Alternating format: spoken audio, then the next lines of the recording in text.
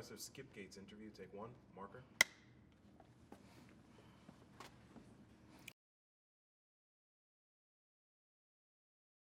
It's a truism, but we write history in retrospect. We write it backwards. We look backwards to see what events mean. And that struck me when I watched the funeral of President George H.W. Bush. Donald Trump made George H.W. Bush look like George Washington. And no one could have imagined that during the presidency of President George H.W. Bush. So I think one of the ironies of history is that Donald Trump, following Barack Obama, is destined to make President Obama look as great as he could possibly be. Though I think he was certainly a great president, but by comparison, in contrast with President Trump, Barack Obama has the glow of Abraham Lincoln compared to Andrew Johnson, who, by the way, was impeached. Why is that relevant? It's relevant because Andrew Johnson opposed slavery, which is why Lincoln put him on his ticket. But he didn't, as it were, oppose slaves. He was no friend of black people. And one of the things that Andrew Johnson did after the end of the Civil War was unleash a wave of white supremacy that we are still living with today. The country under Reconstruction could have gone this way, could have gone that way, but Johnson was no fan of black people. In fact, he met once with Frederick Douglass and wrote a note about it and used the N-word to describe Frederick Douglass. When President Obama was elected, it was such a shock after all these years of dreaming and fantasy and wishing and hoping. It was so dramatic to have a black man in the White House. And so many commentators, normally sober, very intelligent, very reasonable commentators, started writing about the end of racism, that we're in a raceless society, that the Obamas were a new kind of black people, and that their election indicated a fundamental change in the history of race relations in the United States. Many scholars who've studied the history of racism were skeptical right away, but willing, let's suspend disbelief. Let's see, what does it mean to have a black man and a black woman so brilliant, so charming as President Obama and First Lady Michelle Obama in the White House with these two lovely children? Would this image that Americans would see every day on their televisions, would this transform race relations? Would this interrupt the long history of white supremacy? So we were willing to suspend disbelief. And we all realized one day after one press conference that that long stream of white supremacy not only was flowing under the floorboards of American culture, but had just erupted. And that was during his press conference when he spoke about my arrest.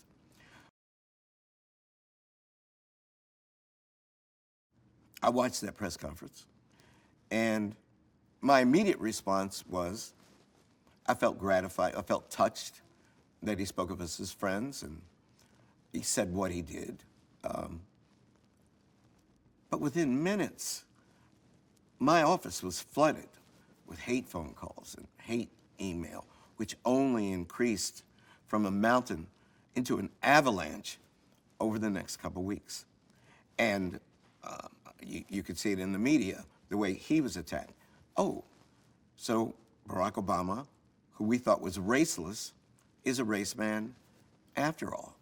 And I realized, no matter how I felt personally, the most important thing I could do would be support this man whom I admired and from a distance loved, and who I wished with all of my being would be the fifth guy added to Mount Rushmore. There are 4 guys on Mount Rushmore, right? With all of my being. Yeah, I thought, man, maybe they could carve a fifth space for the first brother to make it into the White House. He will always be remembered for time immemorial for several wonderful things, but number one will be that he miraculously pulled off the impossible and became the first black man elected as president of the United States. This wave of white supremacist hatred focused on the White House and focused on my office and my house. It was very, very dangerous. Death threats and not that I ever felt that anybody would actually do it. My father used to tell me that the people, when the mafia plans to kill somebody, they don't send them an email. they just do it. It was quite traumatic for my family and for my staff, particularly my secretary who would answer the phone, who accumulated, I think, 129 death threats, which of course we had to pass along to the Harvard police and the FBI. Just voicemail. Overnight, people would call and just leave these long, nasty messages.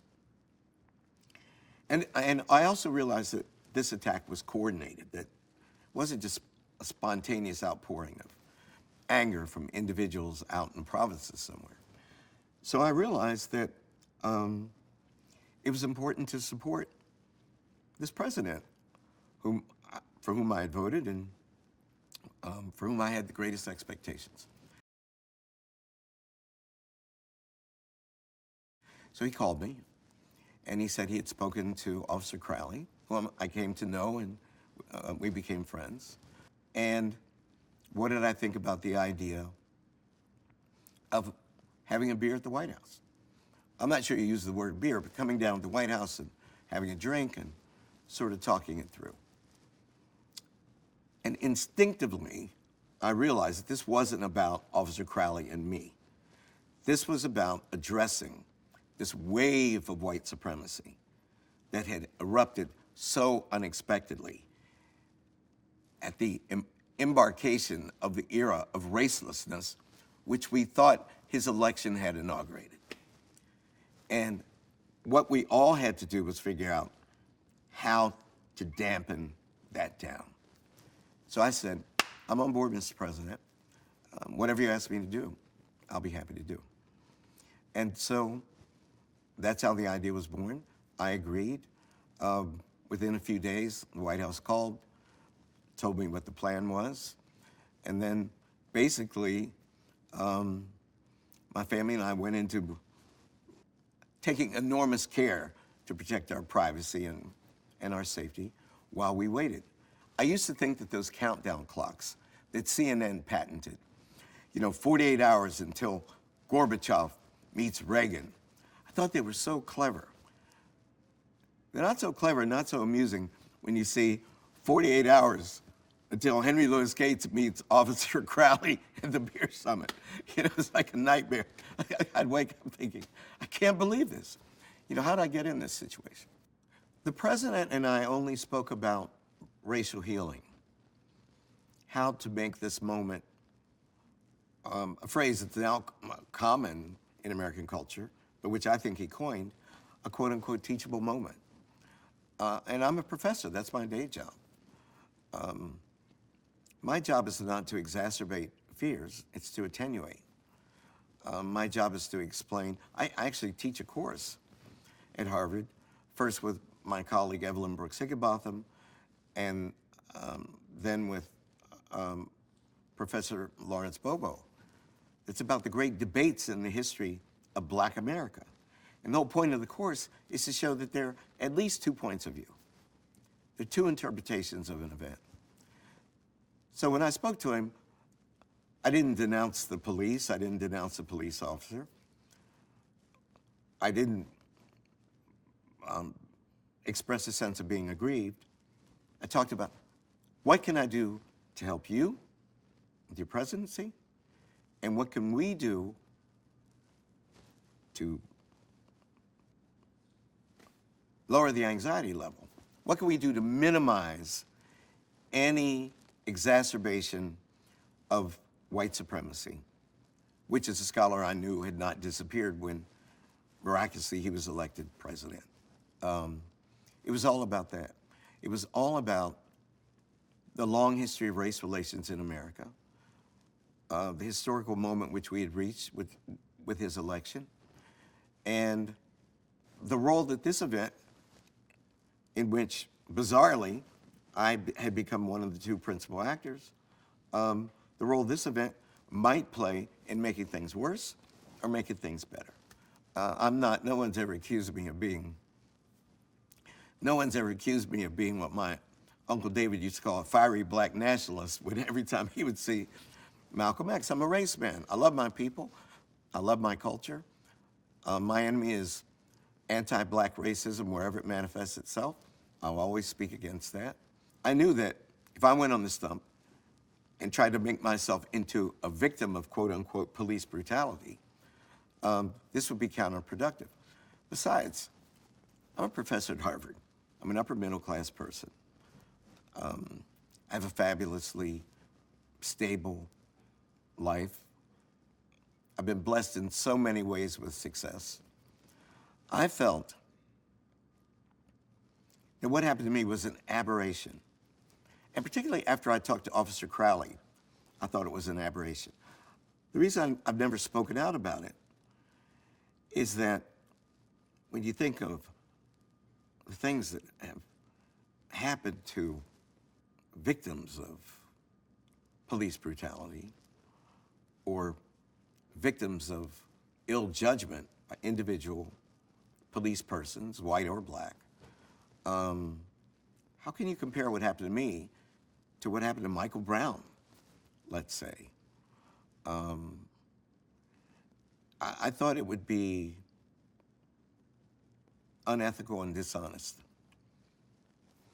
for what happened to me to be grouped with the horrible things that happened afterwards, and which led to the Black Lives Matter movement, which I think is one of the most important political movements to have emerged since Dr. King's modern civil rights movement. I was in this situation in order to speak to the fears of white Americans who had developed a primal anxiety about the fact that a black man, even one as elegant and as eloquent and as brilliant as Barack Hussein Obama, had been elected to the White House. That long history of white supremacy in America had not disappeared. It was just flowing quietly, waiting to erupt, and erupt it did. So we all were actors in a larger drama, but speaking to a subject with a long, pernicious history in our country. We all wanted the president's election, not to obliterate white supremacist feeling about black people, but certainly to diminish it. And all of a sudden it was in danger of growing. And so I thought that's what my mandate was, my mission. And it turned out it wasn't hard. I wasn't acting. I met Officer Crowley. Actually, when we met at the White House, and we had a wonderful exchange, our families met. They had Officer Crowley's family under one wing of the White House, and my friends and family in another wing of the White House. And they gave us all a tour of the White House. And then we met in the Roosevelt room. So you look up at the last time I had seen him, he had put handcuffs on me, And his wife, I remember his children, smiled at me, and I smiled at him, and I walked over and shook his hand, asked if we could talk. And we had a very warm exchange, and I wanted to let him know there was nothing personal. And I knew that the events had been enormously complicated, and that we were here to move beyond it. And then later, he and I met alone for a beer at my favorite pub, the River Cap. And later, after the beer summit, he and I met at my favorite pub at the time, the River Gods Cafe on River Street in Cambridge, one-on-one, to talk about how we felt, our interpretation of the events, He explained to me his motivation. I explained mine. And then he reached into his pocket and pulled out something as a gift, and it was the handcuffs that he had used to arrest me. And I don't know what the tradition of an officer presenting handcuffs to another person might be, but I took it as a marvelous gesture of healing. And I asked Oprah Winfrey, a dear friend, confidant, what should I do? And I was thinking about giving them to the new National African American Museum as a symbol. And she said it was a great idea. And so last time I was at the museum, there they were. A remnant of racial healing at a time of strife. Frankly, I spent a lot of time trying to forget the details of that day. But I learned something. I learned that being locked in a cage, no matter how short a time, is one of the worst nightmares any human being could ever experience. And I also realized that part of my mission moving forward would be prison reform. I think, unfortunately, that our generation will be remembered for, among other things, being a people who insensitively locked other human beings in cages for decades and decades and decades, and I think it's inhumane. I had been to a jail before. I'd filmed for a documentary for PBS. But there's nothing quite like the sense of finality. Someone puts you in a cage and slams the door behind you, and you hear that clank. And you have no idea how long you're going to be there. And then after 15 minutes, another incarcerated person came in, and he was on drugs or drunk or something. So then I didn't know. I was more afraid of him at that point than I was of anyone else. I think that we need massive prison reform in this country, and there's signs that even under Donald Trump, that might be happening. I think that one of the most unsettling things about Donald Trump's election was that part of his campaign was based on stoking the fears of people who are victims of white supremacy, making it, if not popular to voice these opinions, at least creating an atmosphere in which voicing those opinions felt comfortable to them. And that's not what we need in this country. And it is a bizarre turn of events for a president who campaigned so consciously in that manner to follow Barack Obama as president. Why? Because President Obama went to great lengths to speak to those fears, to address those fears, hoping that drip by drip by drip over an 8-year period, how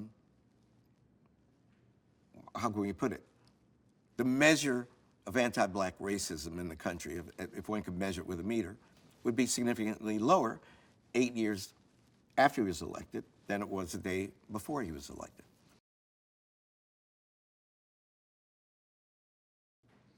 I was so deeply moved by Michelle Obama's autobiography, but one passage struck me particularly. And it was the moment when she and the president got on the helicopter to leave the White House for the last time. And she turned to him and she started to cry and said, "Do you know how hard to achieve what we just experienced?" Meaning every moment in those 8 years, the race was on display. One wrong move could set back race relations decades. Everybody wanted to know, Who are these black people? What are they? What is their relationship to the larger black community? What does their presence mean about race?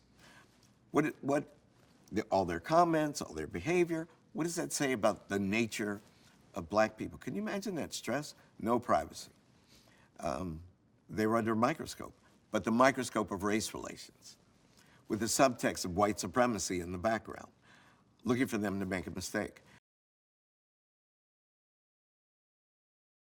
Here's why I know how effective that gesture was.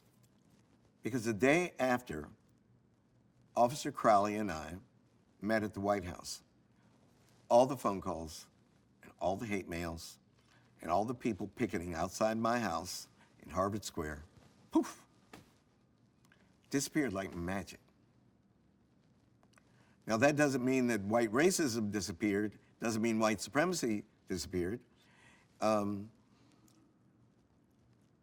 that particular manifestation just went away as if by magic. And I understood that I'd been engaged in one of the perhaps small but meaningful contributions to racial healing and racial understanding. And it was orchestrated by the genius of President Barack Obama. I think you would have to ask President Obama what that moment meant in terms of his internal censor about speaking directly to anti-black racism. But many commentators certainly have made that point, that it wasn't, again, if I'm remembering correctly, until Trayvon Martin that he spoke directly, or as honestly and as openly as he appeared to be doing when he spoke about his feelings, which I think were genuine, about my arrest. We met in the Oval Office, but frankly, I can't remember if it was one-on-one or it was with Officer Crowley. But we were totally in tune. I mean, you didn't need, we had intermediaries. Charles Ogletree, who had been a professor for both the Obamas at Harvard Law School, was advising me. My dear friend Glenn Hutchins, who had been in the Carter administration, had many friends in the Obama administration, along with Larry Bobo and Evelyn Higginbotham. They were the people keeping me sane and protecting me. Glenn would call me every morning at 8 o'clock, and he'd say, I don't think you should read the papers today. I'd see Larry Bobo. We were on Martha's Vineyard. We would ride our bicycle, mine was a trike, every day for 16 miles, and he would talk about everything but the news coverage. These were people who were taking care of me.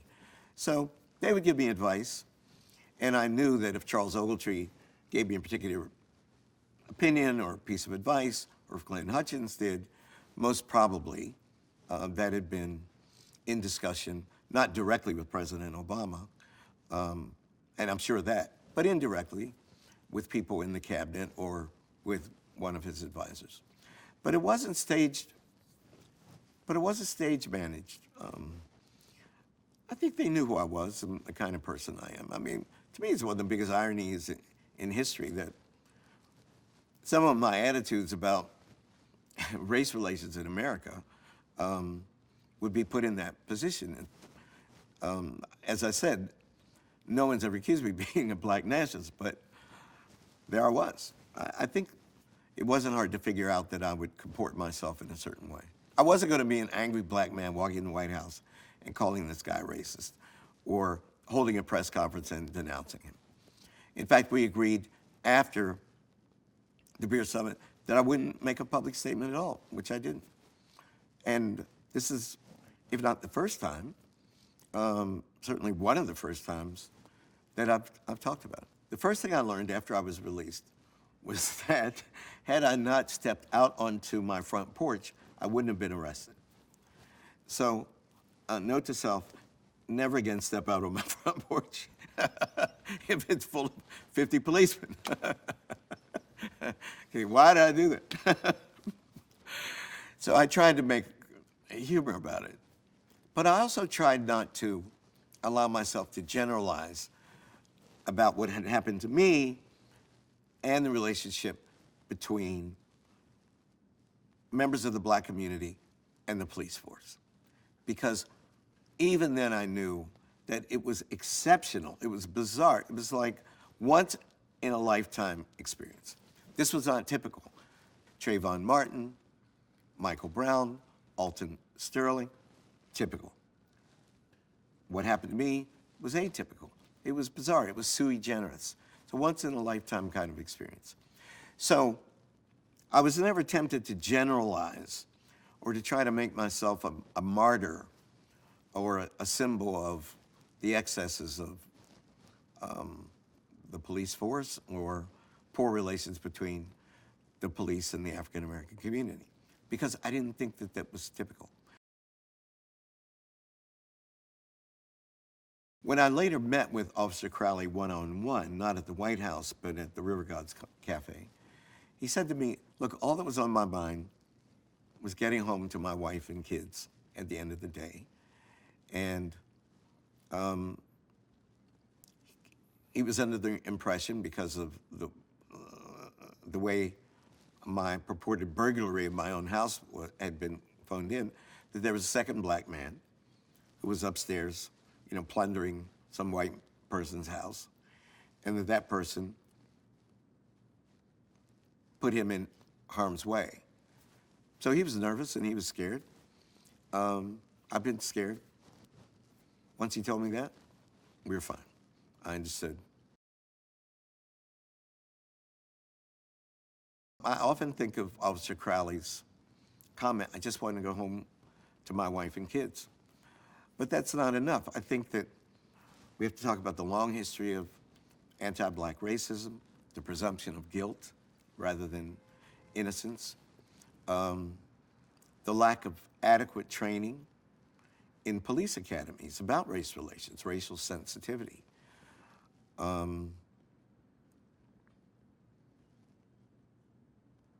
training within the black community of what to do. It's very important for our children to know what to do if you're pulled over and what not to do, precisely because of this intricate web of forces at work when a policeman confronts someone he suspects of being guilty of an infraction, or possibly. The policeman thinks that his life's in danger. The black person knows their life is in danger. I think that relationship is overdetermined by the long history of racism in this country. And let's face it, the police force doesn't have a lot to brag about in terms of its treatment of the black community. When I was an undergraduate, the Black Panthers, one of their principal planks of their 10-point platform was community control of the police. How do you create a police force that looks like the community it's policing? How do you make one aware of one's own implicit bias, stereotype threat? All these things obtain. So, it's easy to oversimplify it, but I think to address the problem adequately, we're talking about education. Education in schools is about the history of race and racism, the history of slavery, the legacies of slavery, the rise of white supremacy during the rollback to Reconstruction. How short slavery lasted, a quarter of a millennium. Reconstruction lasted 12 years. The 13th Amendment is ratified in December of 1865, about the time the Ku Klux Klan was formed, in late 1865. For the good things that happened accompanying the abolition of slavery, there was always resistance, opposition. Then this wave of stereotyping black people as monkeys, apes, ignorant, innate thieves, biologically prone to rape, to violence, to committing crime. And the beginning of wisdom for our society is to admit that it's there.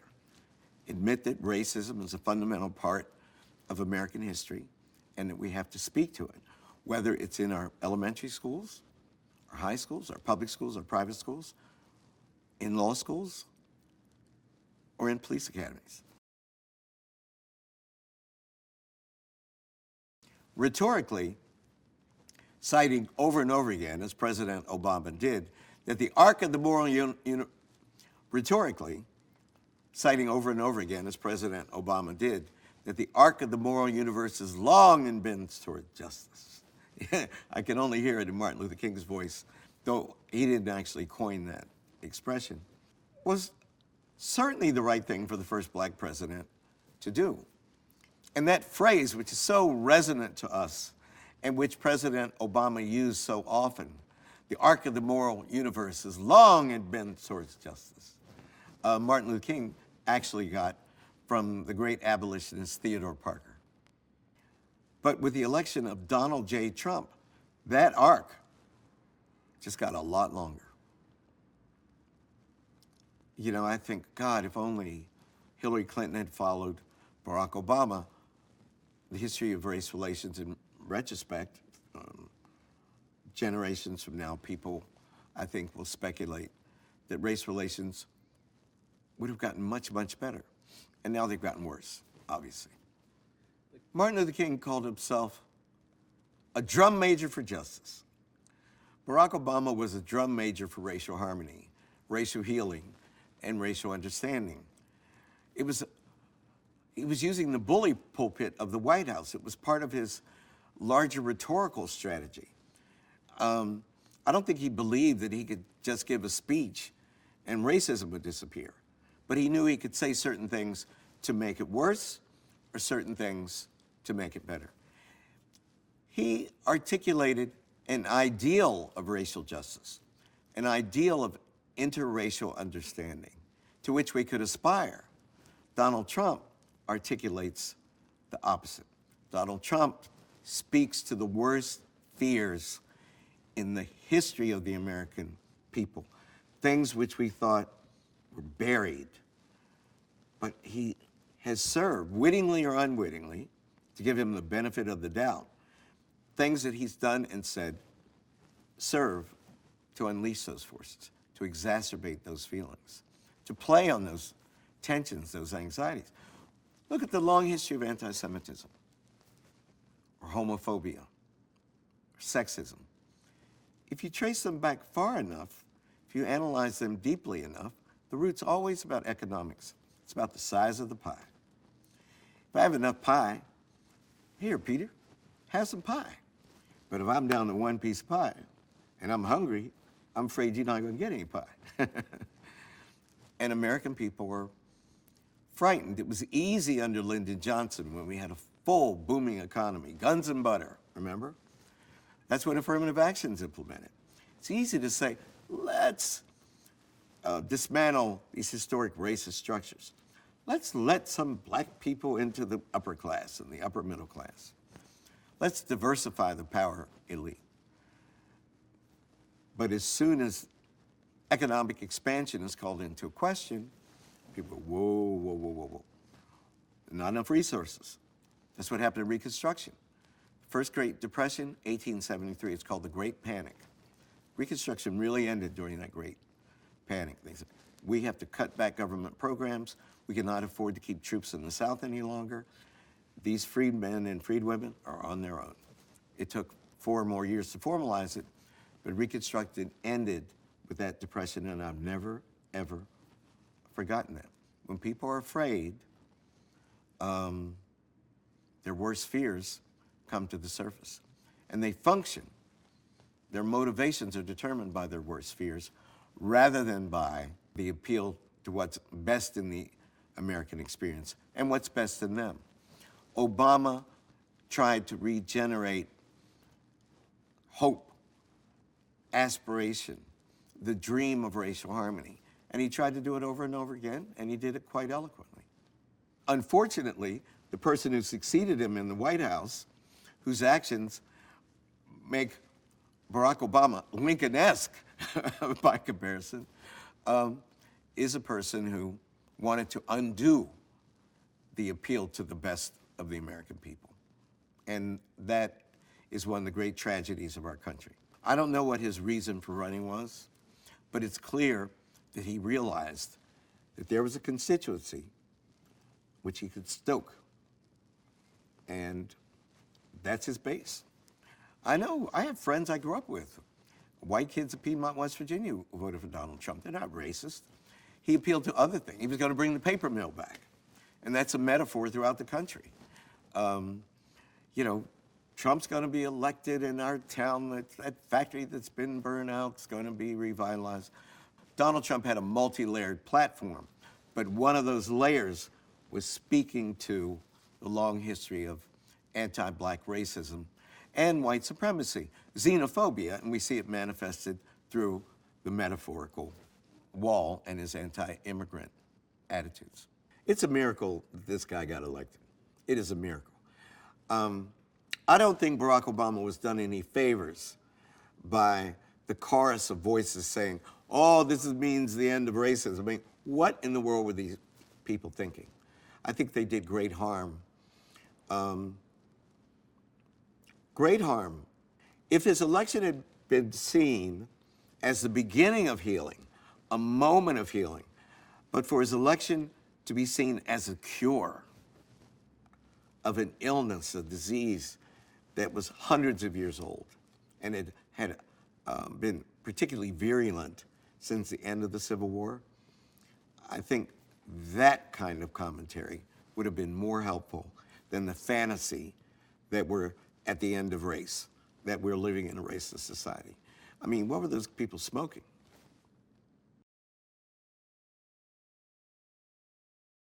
I always defended the right of black critics, particularly Cornel West, to voice their opinion. I stated publicly, I was quoted saying, nobody, not even this president that I love, is above criticism.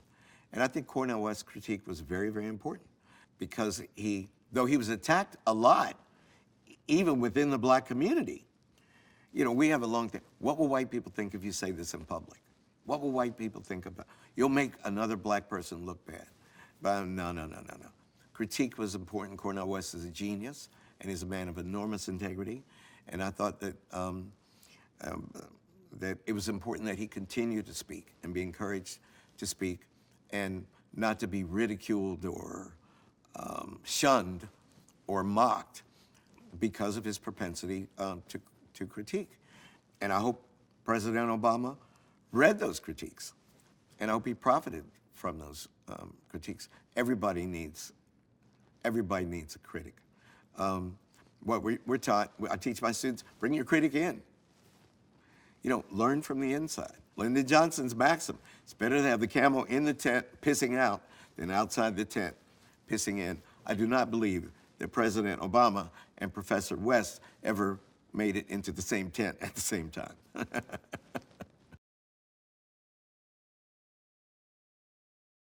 Michelle Obama was so articulate, so poised. When I would look at Michelle Obama, I would think of Jackie Kennedy.